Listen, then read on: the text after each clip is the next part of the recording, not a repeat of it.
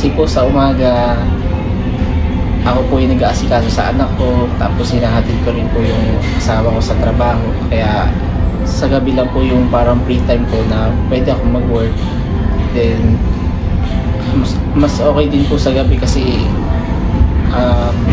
walang masyadong traffic. Then mas mabilis nakakapag-deliver sa mga tao, kaya mas malaki po yung nagiging kita ko. Biyahe ako ng Grab para makatulong sa panggasto sa bahay tsaka sa ibang mga gastusin.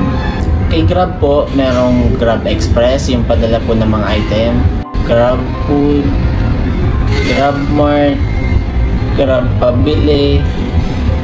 Then kung ano po yung pumasok na booking sa akin sa apps, wala po akong pinipili, lahat po yung tinatrabaho ko at dinideliver ko sa mga customer. Po kay Grab, pwede po kasi lumabas anytime, walang pinipiling oras, kaya anytime po pwede ka makapag-work. Then sa umaga po, naasikaso ko yung pamilya ko. Then sa gabi po, lumalabas po ako ng Grab para magkaroon po ako ng kita.